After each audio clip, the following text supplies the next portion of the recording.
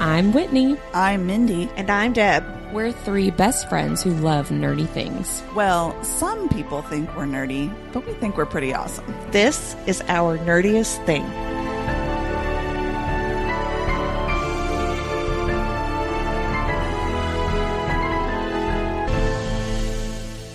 Hello, fellow nerds, and welcome to Our Nerdiest Thing. Today we are continuing our discussion of Crescent City Book 1, House of Earth and Blood by Sarah J. Maas.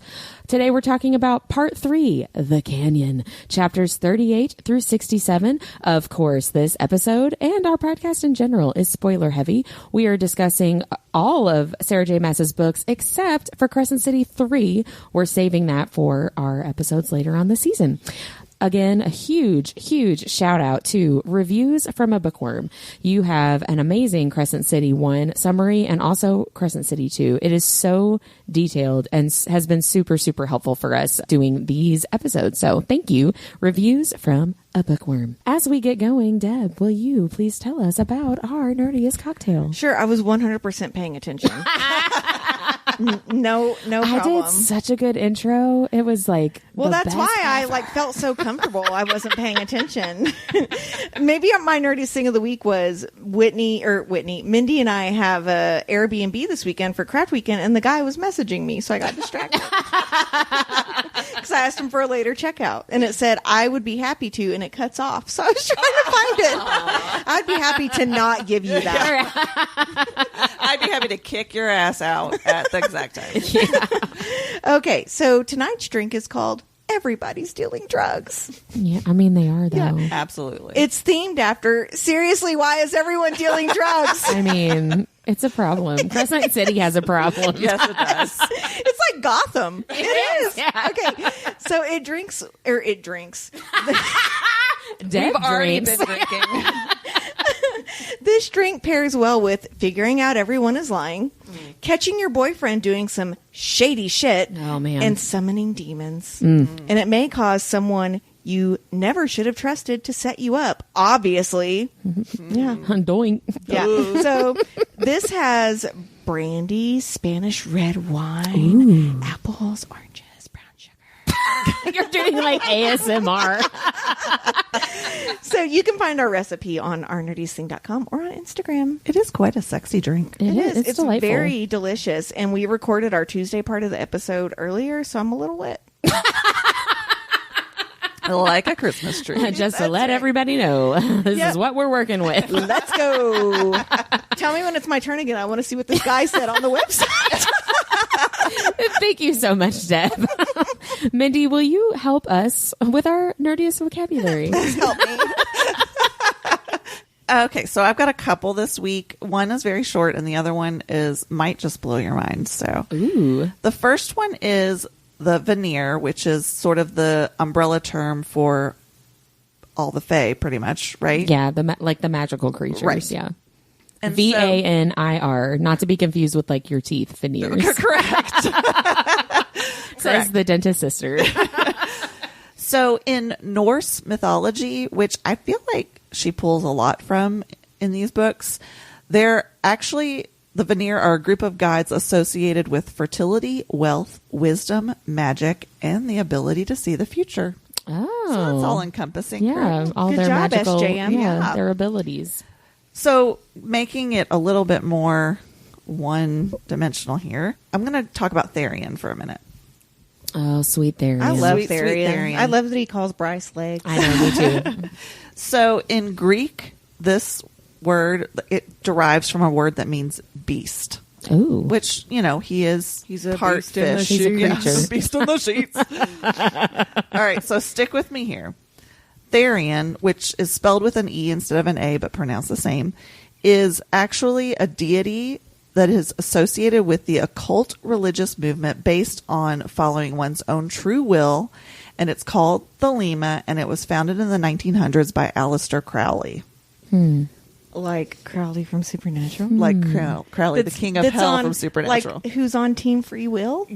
Mm-hmm. That's so interesting. This just turned into a Supernatural episode. I know, right? So Crowley was actually a very unusual man. He considered himself a prophet, and he called himself a ceremonial magician, which basically just meant that he practiced ritualistic magic. I want to put that on a business card. I know, right?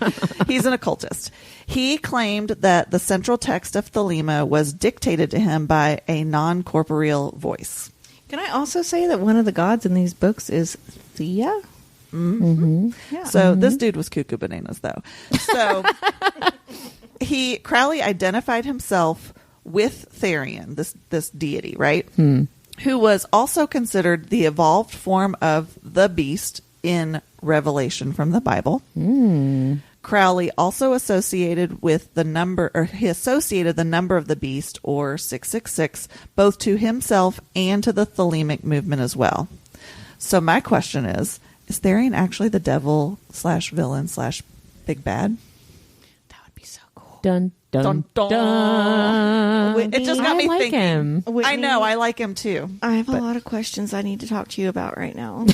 we can't talk about it yet. I know, so we're going to need to text some tomorrow because Whitney and I have Sure. been, and for the record, I'm not spoiling anything. That is not what he does in Crescent City 3, but I have a couple questions around him, so you and I need to spend some time. Keep in mind, I'm the only one of us that has not read Crescent City Well, and 3 yet. we're not going to give anything away. Yeah, Because no, but I'm just no. that saying, would be like, rude. so all my speculation has absolutely nothing to do with any That's information interesting. I might have. So I could be way off base. But You know what's the most interesting thing to me about that? And this, preacher's kid coming out here, this guy that you're talking about, Crowley, associated himself with the beast in Revelation and like the 666 But he's an and all that. occultist. Well, but also, if you're going with the book of Revelation, that beast gets like annihilated.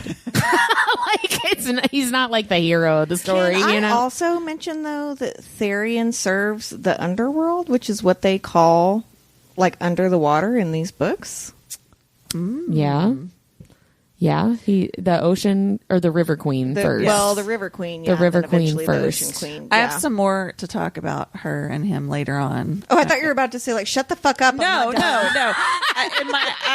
I will reveal a couple other things in my deep dive. So Ooh, I can't stay wait. tuned. Let's get deep. Thank you so much. Well, guys, it's time now for our nerdy and dirty recap, where I am going to just tell you a bunch of stuff. Who's doing it? Enlighten us. It's me. So, as a reminder to our listeners, through these first 6 episodes, we're not doing the 30-second recap. Whitney is essentially getting us ready to discuss the middle third of this book, so that pretty she's much. like, "Don't remember this important shit." Yeah, like it's kind of a summary, but not really a summary. I've just like picked out the most important things. It's a summary, friends. I mean, it is, but it's better. It's a Whitney summary. So It's a wittery. a Whittery. I'm going to say the same thing that I said last week. I know that I'm leaving stuff out. So that's purposeful. It's okay. Back the fuck off. We'll get there. Okay. If So you pick Nobody on wants Whitney, nobody wants a 3-hour episode. if you pick on Whitney, I'm coming at you. I'm a really nice person. She really is. So last week we focused on, in the recap, we focused on Crescent City as a whole, how it's set up, and Bryce, Hunt, and Danica as our main 3 characters. So if you have not listened to that, please go back and listen to it before you continue in this episode. Because Not only for relevance, but because we really want you to listen to it. Right. But it really will, set the foundation. So go listen to that. This week, we're going to go deeper on Danica. Oh, that sounds sexual. I didn't mean it to be. And we're looking at her the shifter world, basically, and especially her mom, Sabine. So here we go. Sabine is a bitch. Let's start there. I was just about to say, you mean that bitch? Yeah, let's start there. That's something probably we could all, agree upon. Sabine and Danica did not get along. They did not have a good relationship. Sabine was threatened by Danica's power, the level of power that she had, and the expectation that the Prime, who was like the ultimate leader of the shifter pack, would choose Danica to replace him instead of choosing Sabine to replace him. So Sabine is very threatened by that. She still has a lot of power, though, Sabine does, in Crescent City, as essentially second to the Prime. He has the most power in the shifter world. Sabine comes second to that. Hunt and Bryce, at the end of part 2 in our last episode, Hunt and Bryce just figured out, with Declan's help, that Sabine had to have doctored the video footage from the night that Luna's horn was stolen. So they think that means Sabine had her own daughter killed. But when they question Sabine about this, she tells them that she did doctor the footage, but it was to protect Danica because Danica is the one who stole Luna's horn. Dun, dun, What? dun! So that's a big plot twist, and that absolutely turns the investigation for Bryce and Hunt, because now they have to try to figure out if that is actually true, first of all, and then second, if it is true, why would Danica have stolen Luna's horn? So during that visit with Sabine, where they find out this information, we see some of the other shifters and how they interact with Bryce. So Sabine hates Bryce, always has hated Bryce. She constantly makes comments about her being a half-breed, but the other wolves had not really treated her like that until Danica's death. So you might remember that when Danica and her pack were being murdered, Bryce was out partying. Of course, not purposefully missing, this horrible thing happening. That's just how it went down, right? She was extremely drunk. She had taken a couple of different drugs, and she was texting Danica throughout the night about hooking up with someone in a bathroom, and said, "Don't tell Connor." These texts got leaked after Danica's death, and the shifters really turned on Bryce basically because of these texts. They saw her as being a distraction to Danica. Maybe Danica could have protected herself better if she hadn't been distracted, is basically what the shifters are saying. And they also see it as extremely disrespectful to Connor to have a drunken hookup right after she had decided to basically give her relationship with Connor a chance. So they all pretty much hate her now and are not shy about letting her know that. Connor's younger brother, do you guys say Ethan or Ethan? Ethan. Okay, me too. Good. Correct. Connor's younger brother, Ethan, had told Bryce she was not welcome to their sailing services back when the murders had happened. And now when she's going to question Sabine, Bryce is seeing Ethan face to face for the first time. And it really is basically just crushing to Bryce. It's very emotionally difficult and devastating to her to have these interactions. This particular pack that they're visiting has an alpha named Amelie, who is especially hateful to Bryce. Like, she goes out of her way to be like a major bitch. She taunts her about how if Danica hadn't been killed, Amelie wouldn't have moved up in the ranks. So like, thanks for that. Like, just really, really awful stuff that, Ethan is her second. And it's like, dude, that's his brother. Like, you're saying nasty things to make Bryce upset, but you're also like talking about Ethan's brother. So I don't understand what Amelie's problem is. So the shifters call Bryce trash. They yell at her about hooking up in the bathroom, like go hook up with somebody else in another bathroom kind of stuff. They have made up a song about her "Don't Tell Connor" text, basically, and have sung it to her to bully her. It's basically just emotional torment. It's emotional and mental abuse, honestly, for Bryce. It's just awful. It's taking a horrible situation, making it even worse. And it's really tough to read. Later on in this section, we see Amelie again. Amelie is the shifter who gets the bakery to write trash on the chocolate croissants that Bryce is picking up to honor Danica's birthday. So I just had to sit with that for a second. I think I kind of glossed over it the first time I read this book. Amelie knows that it's Danica's birthday. She knows that Bryce is deeply grieving Danica's death. She knows that Bryce has this new ritual to honor her friend in this awful thing that has happened to them.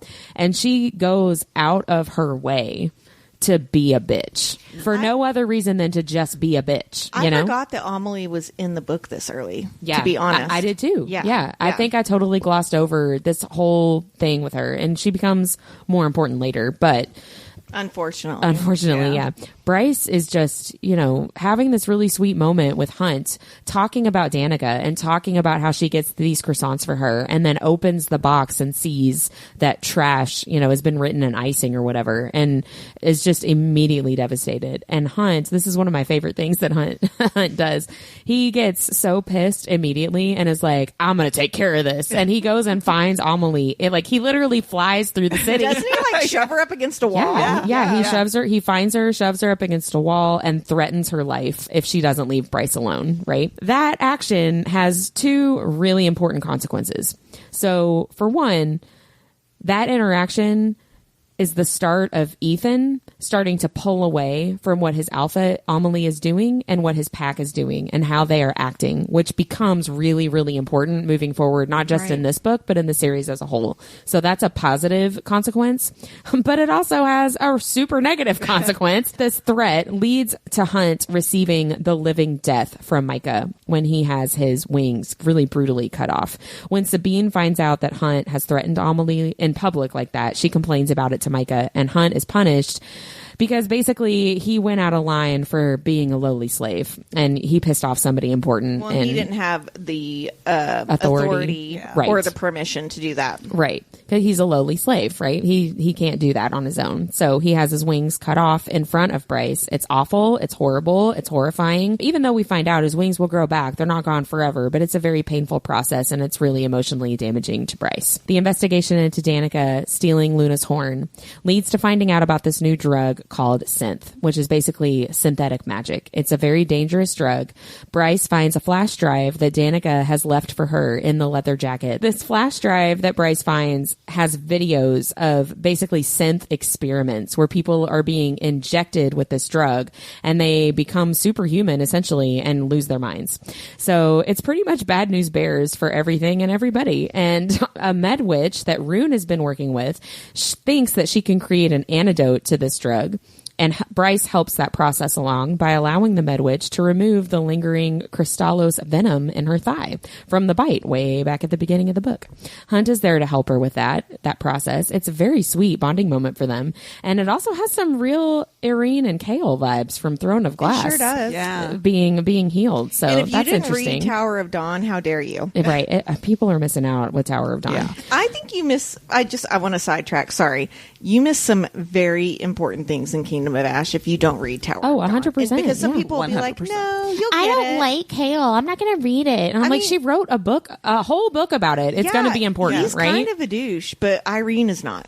Well, and She's amazing. He is very important, and she is very important. yeah. Just read it. Suck it up and read it, guys. Get over it. So, unfortunately, our sweet Bryce and Hunt time gets cut short and derailed when Bryce stumbles upon Hunt trying to buy synth. Dun, dun, dun. Why is everybody doing drugs? I mean, for real. So our new friend Therion takes her to a drug deal, and she is horrified to see Hunt not only knew about synth when he acted like she was giving him new information, he was trying to buy it for himself. And then the shit hits the fan when Micah shows up, and we find out a lot of things kind of all at one time. So here's the deal. Hunt was working with Justinian and Victoria to buy synth for themselves. Their plan was to take the synth, allow it to give them a crap ton of strength and extra power, and then try to kill Micah and gain their freedom. Hunt is still all about this rebel cause, which Bryce did not know any of this. When Hunt saw the videos with Bryce about how exactly synth was probably going to affect him, he basically is like, this is a terrible idea, and is trying to back out and trying to stop them from buying the synth, but it was like too late to stop everything that was in motion. Here's my question about that. Then why did he stay? Like, what do you mean? Like, if you don't want to do it, like if they're like, no, we're doing it. Okay, fine. You do it. I think that we're supposed to be believing that when Bryce comes up and is seeing this deal happening, that he's saying he no. is saying at that moment, Okay. we should not be doing this. This is a bad idea. And they're like, that's we're going to do it unfortunate for anyway. him. It is unfortunate for him. Yeah. But I think that's what we're supposed to believe. So Hunt, poor sweet Hunt, was regretting basically all of his life choices at this moment, right? Because he loves Bryce. He realizes that he loves Bryce. He wants a future with her. But I mean, it's kind of like too bad, so sad, right? Yeah. When Bryce feels extremely betrayed, like he chose the rebel cause and his dead lover, Shehar, over her. And to make it even worse, Hunt tells Bryce he found out about Danica knowing about the synth already. Again, acted like this was all brand new information. And he tells Bryce that Danica got addicted to the synth, was high on synth the night that she died, and she is the one that killed her pack and herself in a basically like synth-fueled psychosis. So, not only did he lie to Bryce about the synth in general, he withheld information about her dead best friend to protect himself and his own cause. Game over. Fuck that shit. Right. Yeah. Game over. That's where we end this section. So super uplifting. Well, and don't forget that they were buying it from the Viper Queen, and she's the one that sold them out to Right, Micah. she was setting them up for Yeah. Micah to gain Micah's favor. Of course. Yes. Right. Guys, everybody only cares about Micah. Yeah. But, you know. They about not to. It's going to be exciting. Next week is going to be exciting. So that is a lot of stuff. And I left a lot of stuff out, frankly. Don't come at us. But a lot happened in this section, and next week is going to be just the same. So I'm sure we'll cover some of it in I'm kinda our favorite excited. moments and whatnot. I want to know, since you're doing the deep dive, like, what is your favorite moment? Because you have to look so much further. Yeah. yeah, my favorite moment, it might be the same one you guys picked because it just makes me laugh. It's when Hunt finds the box of the Starlight Fancy That was mine toys. too. Yes, and he thinks that they're vibrators and sex toys, and he's like, "What is this?" I love the fact that I don't think he's like, what is this? I think he's like, what is this? Oh, see, I think that he is like, "What the hell is this stuff?" He's right? like, I you thought I don't- was pulling like out a he- vibrator You and don't it's a fucking horse. No, but you don't think he was excited when he thought they were vibrators? No, I think Oh, I think he did. definitely. I think he Oh, was you're excited. saying, what the fuck is this shit? It's play horses. Yes. Oh, got it. Yes. Yeah. Yeah. So the whole conversation with the Jelly Jubilee and the Starlight Fancy, and it ends up being something that's like actually meaningful for Bryce and has a lot of sentimental value, which is why she still has it. I do love the that whole we get thing a makes me little laugh. insight into her childhood Yeah, with me that too. story and how she felt accepted when she got that. And Yeah. I mean, who hasn't, like, been the kid that didn't have the whatever? Me. Yeah, exactly. I was the kid that didn't have the whatever. But then when you got mine was a Guess sweatshirt. Oh. When you I got the wanted to Guess play sweatshirt, kitchen. and then I felt like I belonged, right? Right. Yeah. I felt like that with like Barbies and Polly Pockets Yeah. and all those like little kid toys, very much like this Starlight Fancy. Maybe that's why I liked it. Maybe I like that you scene. But it makes identified me with it. laugh. It's goofy and it's silly and it's a light moment in a really heavy section. Yeah. There's a lot of heaviness. So I it do. was fun. I do talk about Jelly Jubilee later, but that wasn't my favorite moment. It was mine. And the only thing I would add would be that I loved when he's looking. She totally calls him out that he's like looking for her vibrators, right? And she tells him where they actually are. Yeah. Look, they're in my left hand drawer. And then she says to him, "I'd rather be a pain in the ass than a snooping pervert." Well, and I like how when she tells him exactly where it is, he like looks at it. yeah. He clocks exactly like, where is that? Also, Okay, I know. what was Hunt going to do if she had walked out and he was holding her dildo? He probably would have just made fun of her and turned it around on like making fun of her And instead then had of a massive hard on for 4 days? Yes. Yes. Yeah. And he would have had to turn the shower on to mask the sounds of Of his lust. whatever he was doing. His lust with himself. Yeah. Well, I really love the scene where Bryce tells Hunt about the photo that she has of she and Danica.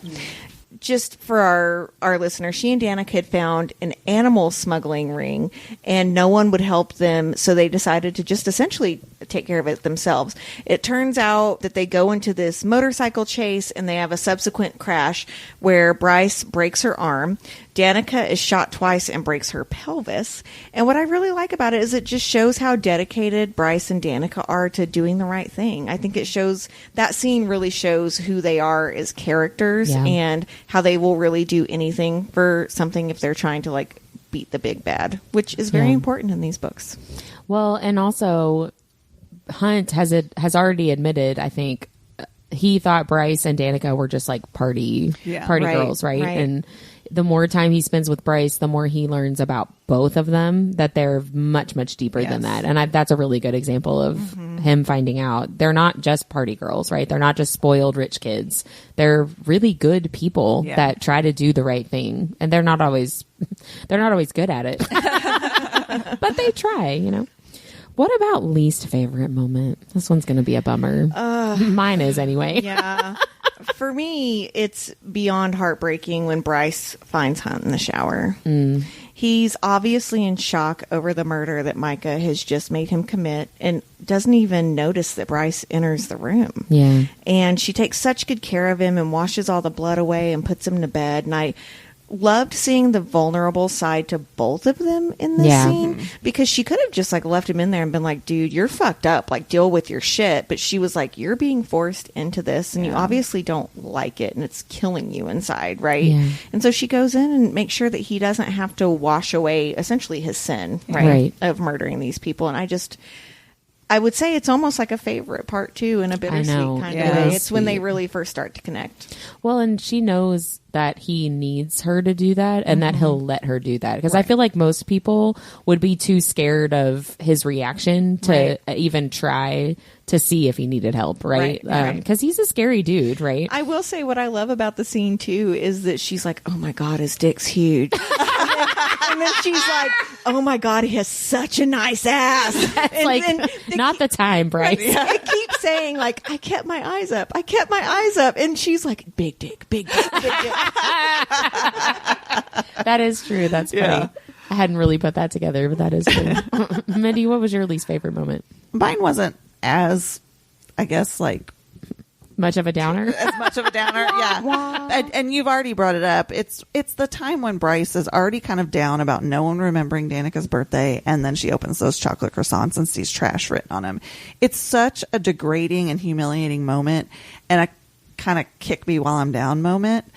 And Amelie that's when you realize, like, she's really just a big bully. She is. And that feeling of being bullied is so triggering to me, because I just have that in my, my trauma past. Right. So it's kind of like, well, rip my heart out. Why don't you SJM? Like, it was just for Amelie's part, it's so unnecessary. Exactly. It's just so unnecessary. There's nothing she's even getting out of it. That's what I'm saying. Like, there's no point other than to just be a bitch. Well, but what she gets out of, and this is what every bully gets out of, is they feel more important somehow because they're knocking other people down. Yeah, that's true. And that's not okay, right? Like, that's maybe what she's getting out of it, but it's not good. I wonder too, because Amelie is like up Sabine's butt, right? And Sabine is a huge bitch, and she hates Bryce. And so I wonder how much of it is her trying to suck up to Sabine by being a bitch to Bryce. You know what I mean? Yeah. But also, like, it is still Sabine's daughter. Yeah. Like, I know that she doesn't like her, but I just, that's a real gray area for Amelie to try to suck up by, like, being rude about Sabine's daughter. You know what I mean? But whatever. Well, Bryce isn't her daughter, but her daughter's best friend. Yeah. Well, she did it for on Danica's birthday. Oh, okay. And well, yeah. on Danica's birthday croissants. Well, right? and also too, again, not an excuse, but she was jealous because she liked Connor. True. Oh, that's true. I forgot about that. I keep forgetting about that. Mm-hmm. Get over it. I know. No man is worth it, people. Seriously. Like, well, my least favorite moment is the whole interaction at the Wolf Den, like with all the whole thing, like from start to finish. It's just like rough, but especially when Ethan says, "You never deserved him," and she says, "I know." Yeah. She's just totally accepting all the crap they're throwing at her, and I understand why she is accepting of it. I understand why they're mad at her. Like, I get it, but deal with it in a different way. Yeah. You know what I mean? Like, I understand where everybody's coming from. It's rough. It's just real rough. So let's stop talking about that. You keep saying rough, and you're talking about the wolves, and it makes me giggle. I'm not doing that on purpose. That's so funny. I need a thesaurus. Give me a synonym.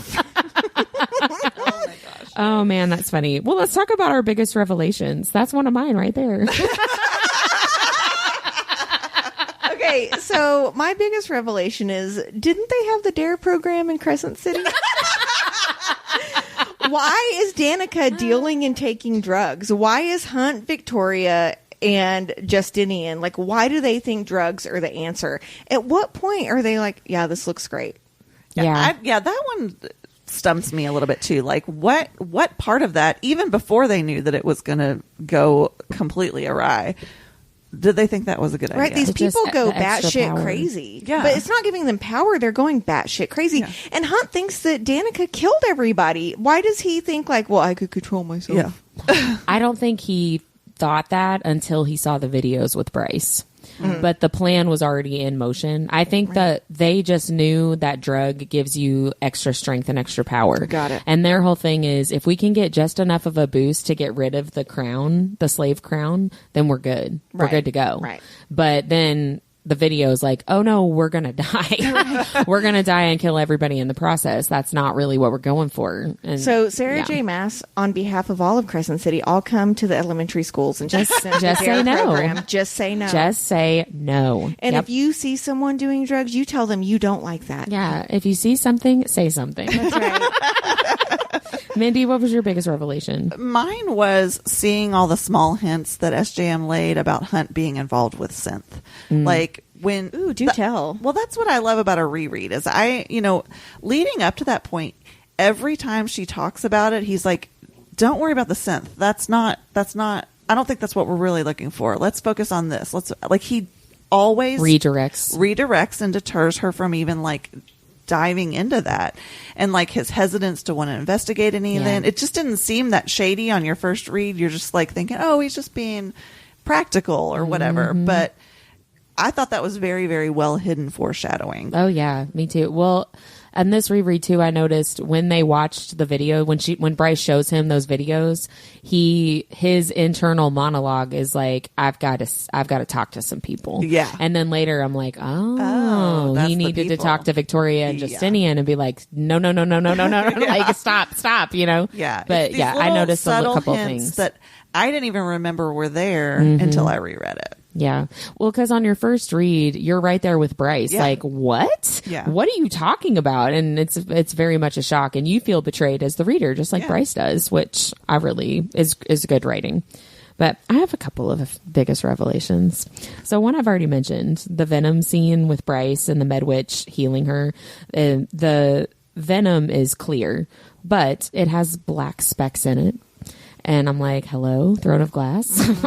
Yeah, the parallels between Kale being healed in Tower of Dawn and Bryce being healed and having it be talked about as like a parasite and a thing that's going to fight being removed, and it's going to make you feel all this pain, and it's going to make you want to stop and keep it in. Like, there were so many parallels to that I hadn't noticed before. It makes me wonder if Sarah J. Maas has someone close to her in her life with a chronic illness. Because you really do, as someone living with a chronic illness, think what is it? Is it something where is it a parasite? Is it a thing? Is it the whole thing is gut bacteria right now? That's all the research. And so you're like, can you just get rid of that shit for me? Right. So I find in her book, she's always kind of healing someone from a really debilitating disease or injury. So I wonder if that's an homage to someone that she loves in her life. I don't know. Yeah, because I never feel like she does it in an offensive way to someone living with a chronic illness. It's it's done very well. Yeah. Dignified. Yeah, for sure. So I really liked that parallel. And then my other biggest revelation was the bigger revelation for me. There's a scene where Bryce is basically trying to apologize to Hunt for being not nice to him, and she cooks him dinner, and it's kind of funny because she sucks at cooking and it's not great. And it just really stood out to me because that scene is a really big bonding scene for them. The flirtation, the talking to each other, going deeper emotionally with each other. And it really reminded me of A Court of Mist and Fury when Feyre and Rhysand are at the cabin and she makes him the soup, and he explains to her that fixing food and offering food to your mate is a bond, accepting the bond. And it really reminded me of that, which I know we're not there yet. I'm working my way up to some big conversations in book 2. I do want you guys to know about fated mates. About Bryce and Hunt. A lot of parallels to Rhysand and Feyre that I've seen in this book. I think Sarah J. Maas does a really good job of character mapping. I do this when I'm drawing something. You think about how they would react to a scene and what they would look like, and would they sneer at it, right? Because Bryce being able to cook would be so unbelievable. You know what I mean? She's never home, right? She goes out all the time. She does not think it's important to lead a traditional female life. Yeah. Sure. So if she went in and she's like, I made you, homemade sourdough. Right. I would be like, what the fuck? Right. So I like that it stays in line with her character. Yeah. Say, I'll tell you what's not sexy. Hunt imagining tasting Bryce's toes. Ew. Okay, That is disgusting. one of my questions for this section that I literally wrote down is, does Hunt have a foot fetish? I know. Because it seems like maybe yes. Ew. Also, Bryce wears heels all day, which means she's not wearing socks. So you know her feet do get not gnarly. smell good. And they Yeah. have calluses, and they're just Right. probably deformed. Like, Well, maybe her half fey nature, they just Heals instantly them. heal, yeah, Anyway. and they always smell good. I would be half-a for that. Can my kids please? Oh, God, for my real. kids' Oh my feet stink. gosh. I'm curious to hear your guys' favorite spicy scene. For me, the scene on the roof before Sabine shows up. That's mine too. Really? And where they Yes. share that moment and they almost kiss. The way Hunt describes Bryce's scent and how he can't get enough of it and it eclipses all of his other instincts. Fated mates. Well, I was going to say, I know Deb isn't on the Bryce and Hunt bandwagon. So I cannot wait to talk about this in book 2. I can't tell you why I'm now on it, but I now I'm in. Okay.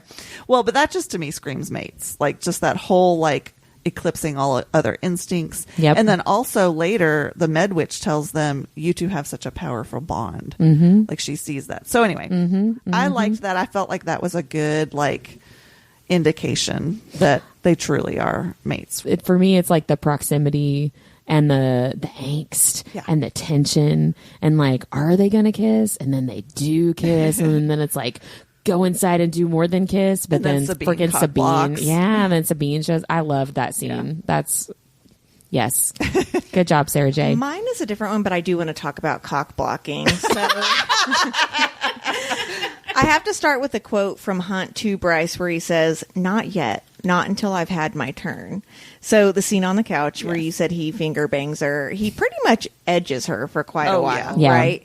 Until his blood becomes the cock block on the couch. I know, right? it's so gross. Okay, so speaking of cock blocks, do you know what a female equivalent of a cock block is called? Is it blue labia?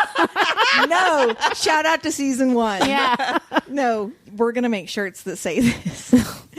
A clam jam. Oh my gosh. Boo. Okay. So, Oh my. so according to LAtimes.com, there are 5 types of cock blocks or clam jams. So the first one is called the so close. And this is when both of you are rearing to go and a friend walks in oblivious to what is happening, or like Sabine on the roof. Right. In the case of your all's favorite spicy scene, right? The second one is called the investigative reporter. This is this is when someone who doesn't like your potential hookup starts asking them questions to make you not like them either. You've had friends do that, right? Oh, that's a big trope in movies and TV Yeah. shows too. Yeah.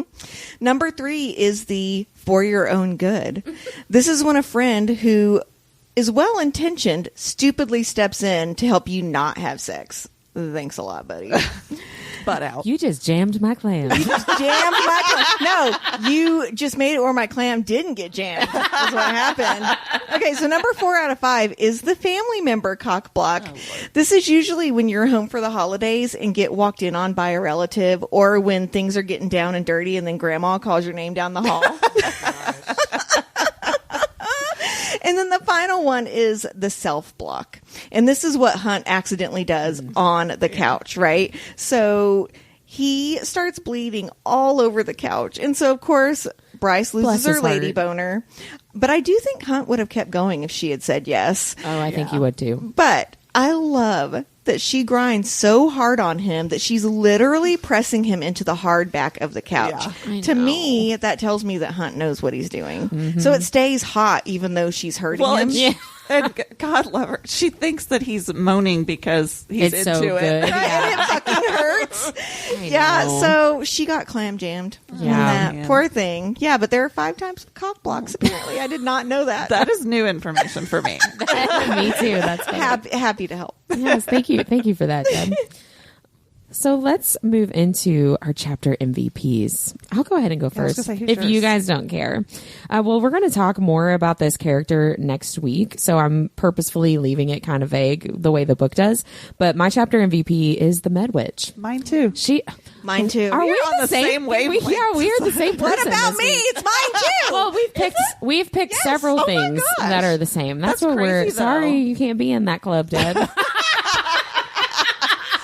We'll see who edits your podcast. It is odd on this one because it's not one that I would think would be the obvious one. Right. Yeah. Well, so here's why I picked the Medwitch. She heals Bryce. She helps them understand synth. She's working on an antidote for synth. And she has a theory to help heal the horn if they can find it. Yeah. I mean, like... She's kind of the missing link. Like she's doing all the things. And I have a she's question great. for you about this later, Whitney, okay? Okay. Okay. That's a secret. Why was it yours? Really mostly the same things. Even though she's not in these chapters all that much, she has this quiet strength and is like so helpful. She's, like I said, the missing link. She suggests that there's research on something synthetic that could possibly fix the horn. And then she just kind of works, like she came up with working on that antidote all on her own, just kind of out of the goodness of her heart. Yeah. Yeah. So mine is really, since I'm not soulmates with you two this week, mine is really the Medwitch and the Hunt tag team of healing Bryce's legs. Yeah. Or her leg. I love Hunt for caring for Bryce during this procedure too. It's extremely painful and he's there for her the whole time. And he set this up because he refuses to see her in pain. And not to bring the room down again, but as someone who lives with daily pain, this scene resonates with me because he's like, I refuse for you to have a limp. I refuse for you to have pain from this all the time. So we're going to like work this shit out and it's going to suck for a few minutes, but then it's going to get better. And I really like that. Yeah. I like that scene a lot too. I will say rereading this has made me like Hunt more. Mm. I always liked Hunt. I've always been a Hunt girly. I've always been a Rune girly. I still am when it comes down to it. But it was a real bummer, though, later on when you realize, too, that part of the reason he was pushing this is so that he could have the antidote for when they do their stupid drug plan. Yeah. I'm going to just pretend like that's not true. I know, right? It is a downer. Who did you guys pick for your favorite secondary character? If we all picked the same person again, I swear. We didn't because you guys already kind of talked about this. Mine was Jelly Jubilee. Oh. So we know that Hunt sees something purple and plastic in her house. He assumes it's a dildo, just like we would have all. But he doesn't even hesitate to pick it up. Yeah. He's like such a dirty boy. He is. So what I loved is that Jelly Jubilee is mentioned 7 more times over 15 chapters. And it leads to one of my favorite quotes from Bryce to Hunt where she says, "We've been friends since you thought Jelly Jubilee was a dildo." I love that. Jelly Jubilee is a wonderful character with no lines. I love it. Absolutely.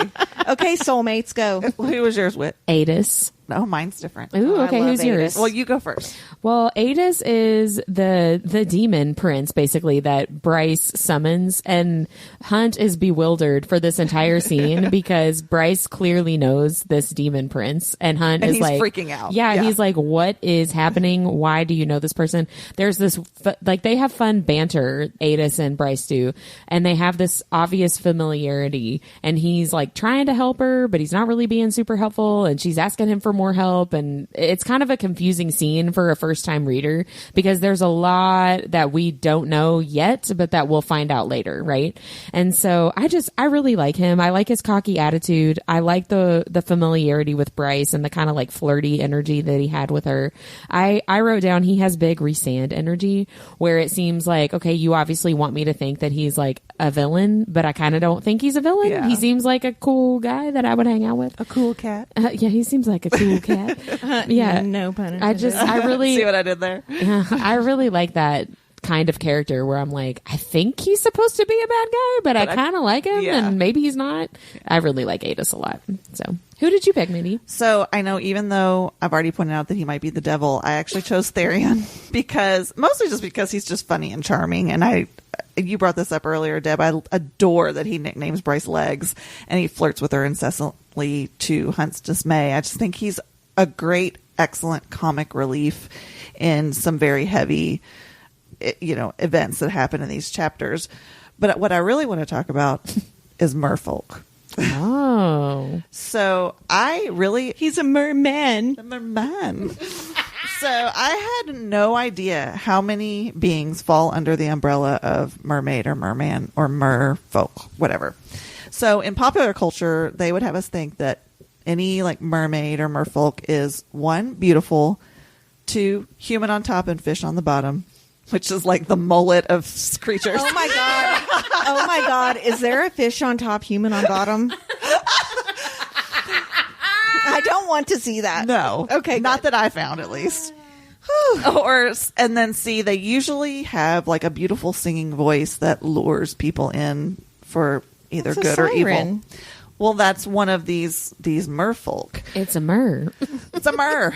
So there's a lot. And I tried really hard to sort of pull just the basics and just a few of them. This is called Our Nerdiest Thing. Go I know. for it. So we're diving into merfolk.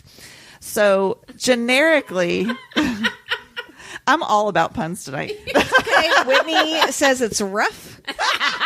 You're diving right in. It was a riff at the wolf den. So generically, mermaids are, again, usually, this is actually in the folklore.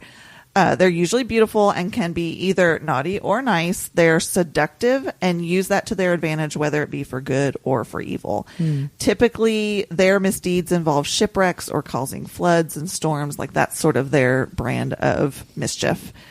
Mermen, on the other hand, can either be extremely handsome or like super totally ugly. Like depending on the story. Like they're either like hideous or like super hot, right? So both mermaids and mermen are able to change into full human form and be on land for periods of time. So that's sort of the generic. To share their ugly face with the masses. Yeah, I don't know who's getting lured in by the ugly merman, but like, hey.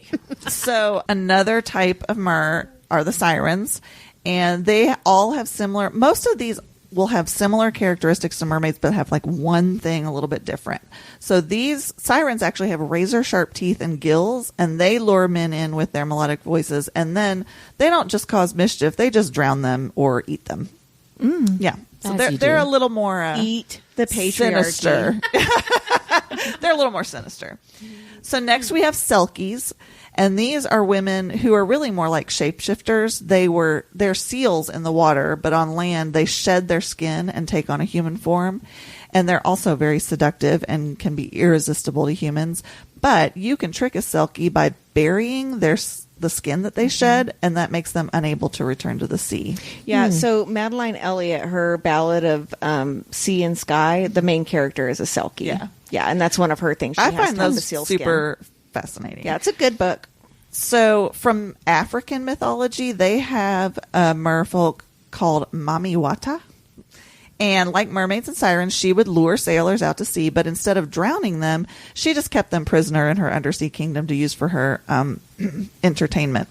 Her breeding. So no specification on what kind of entertainment that is, but I'm sure we can all use our imagination. Yeah, she's not playing cards with them. Yeah, guys. no, she's not having them, be her court jester. She could be having them like fight to the death too, like gladiator style. She could, which is not as fun. Whitney. But she's. In Haiti, there is one called La Sirène, and she has extensive power like voodoo, sort of the Haitian voodoo, that can be used either for good or evil. And this I found very fascinating. She has a magic mirror that serves as a portal between the physical and mystical worlds. And she can bring good luck to sailors. But if she's not properly revered, she will wreak havoc on them by sinking their ships and stealing all the babies. Oh my! That escalated quickly. It did. Yeah, that took a turn. She did. So I've got one more in this vein, and then I'm going to kind of switch to river spirits, which ties in the River Queen as well. Oh, cool. So this one, though, I'm just flabbergasted with what all's out there. And there's so much, and I could hardly sift through it. But this one is called a nix or a knockin' or a knock, which we know. Or sometimes it's called a neck or a knack. There's so many there, and it's Peter Piper picked a peck, right? Nick, knockin', knock, neck, neck. So there are all kinds throughout Germanic and Nordic and Scandinavian areas of the same type of thing. And some of them live in seawater and some of them live in freshwater. By the way, most of these that I've already discussed are all seawater creatures. Salt life. And this is another one that likes to lure men into the water and drown them. But its pure form is like super hideous. Like he's covered with seagrass and has yellow glowing. And this reminds me of like the actual knock that they have. Yeah. And he's got a large mouth with sharp teeth and skin that is, quote, like that of a drowned man who has been long underwater. Oh my! Ew. which just brings a whole new like to the knock that's in there. I don't think I could It sounds watch that. really sexy. Yeah, totally. Do you want to see my bloatedness? What's really weird about these is that many of them are also shapeshifters, but they prefer to shift into either a human or a horse, which I thought was odd for A mer? But I guess if you think like seahorse, I don't know. Well, there's also in Outlander and in Celtic societies, there's the whole water horse mythology too. Well, like a Loch Ness or whatever. Yeah. So that was just a weird thing. But this is the most interesting part. So follow along. Most forms of these like to play music to lure their prey. Usually on, guess what instrument? Is it the fiddle? Fiddle. No. In fact, the Swedish version is said to be able to give fiddle players the gift of being the best fiddle player there ever was. What if Tamlin's a knock? But with the catch that the next time he played, he wouldn't be able to stop, and all the people dancing to his music wouldn't be able to quit dancing, and they would all basically dance and play That's themselves very to death. fey. That is So- very. I mean, that's not exactly what happens in Akatar, but I mean, they dance all night. Yeah. Yeah. Well, I mean, it happens in Cruel Prince, too, where they... He rolls Yeah. up his sleeves and Yeah. woos her. But I'm just thinking this is how Tamlin goes, right? Like, bye, Tamlin. We're going to make you the best fiddle player ever, but you're going to die. Forever. So, I thought that was an interesting crossover that I was not expecting. Yeah.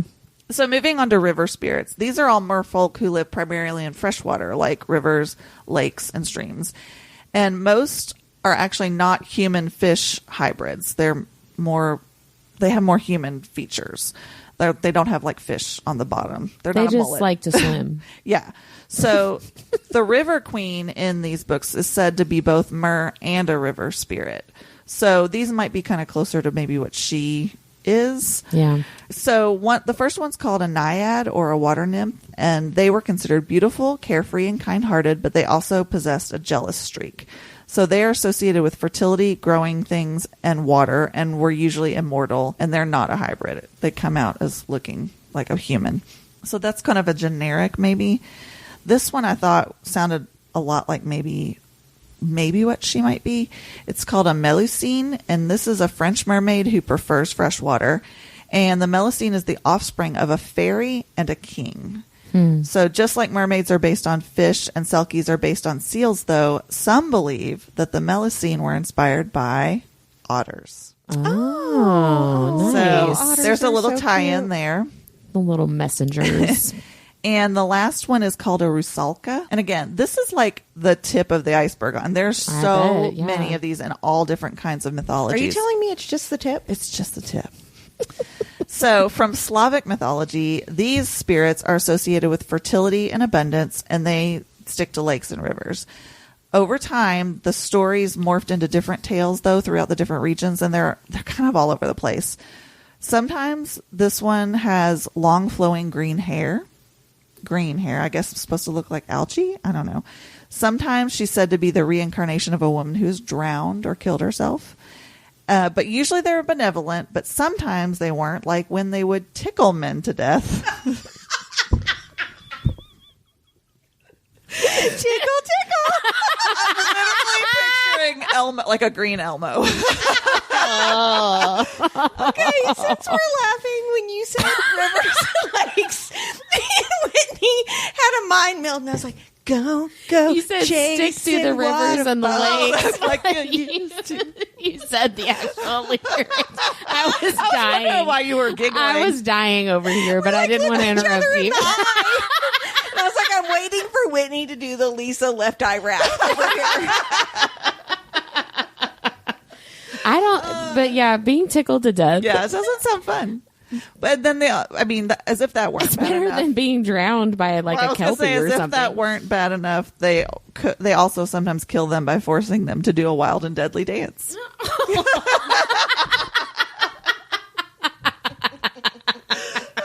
To the song Waterfalls by TLC. This just sounds really silly. you I know, right? I know, I'm picturing a river dance. that would track, right? Yeah. I mean, yeah. So That's pretty in great. conclusion, one last thing I found on mermaids that ties in with my Therian Bullshit.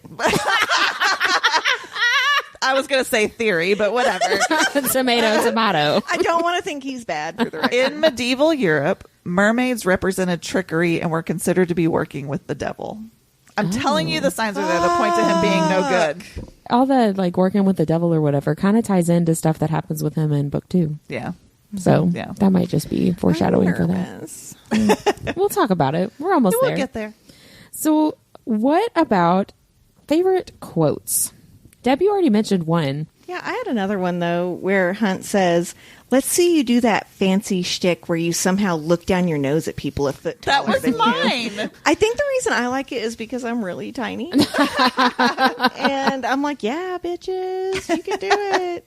Yeah, I like that he sees her in that moment, Yeah. though, that she's strong and confident. Yeah.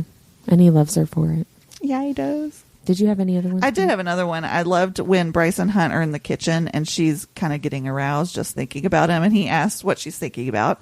And she tells him that she's thinking about some sale at a designer store. And he responds with, I didn't know clothing sales got you so hot and bothered, Quinlan. And then he suddenly lets her know he's not dumb when he tells her, maybe you should buy some new underwear. Seems like you're out.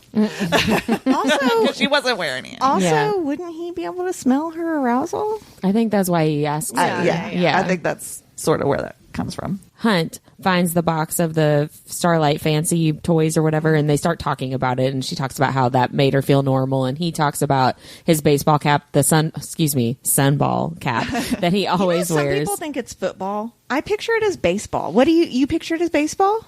I guess I do. What do you yeah. picture it as, Mindy? I picture it as a form of baseball or maybe even cricket. Yeah, some people think it's football. I'm like, Yeah. no. Maybe it's Quidditch. Maybe. Who knows? But he talks about that hat making him feel normal, and she says, so you have your hat and I have Jelly Jubilee. And I just think that's really sweet, and that connection between them.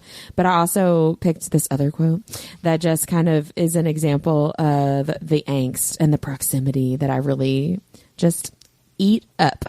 She might have pressed her body a little harder against the solid wall of his. He might have tightened his grip too, just a bit. I love it. I love it. I love it. It's like my favorite thing in the world. So I'm curious to hear what questions you guys have. So I have two. One of mine is, does Hunt have a foot fetish? Because that was like, it was weirdly. That was a strange. It really was. It went on for a little too long. Yeah. I mean, it's only a couple sentences, but it was strangely weird. specific. Yes, it was Yeah. more than just like even her toes are attractive to him, or even her feet are beautiful. It was like, I'm gonna suck those toes. Yes. I'm gonna put those toes in my mouth. It was gross. There is not a single person on this planet that I think their feet are attractive. Oh, I hate feet. Yeah, I have like no. a foot aversion. Me too. Yeah, I'm like, it's- don't touch, it's don't not put great. them on me. No, thank you. Yeah. Gross. My only other real question is about the Med Witch, which we're going to talk about more next week and more in book 2 as well. But the Med Witch talks about her tutors teaching her some of the like ancient magic. And so my question is, who are they? And what is the ancient, like, what does that even mean? And who are these tutors? So the end. So Well, no, that I was trying not to giggle because every time I say tutors, my kids would laugh at that. You're talking about farts.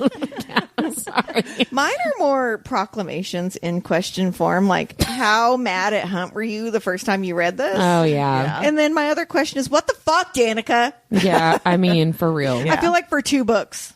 What the fuck? I did the same thing when I was reading it this time than I did the first time I read it, of like, I refused to believe that Hunt was actually betraying Bryce. Like, I was waiting for, like, no, Micah and I, set up this sting, and this is what I was doing. Like, I was waiting for the explanation and have it all go away. And I've read this book before. I knew what was going to happen, and I was still like, well, maybe there's an explanation.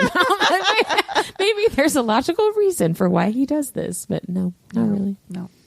What about So you? I have one is just a clarifying question, I think.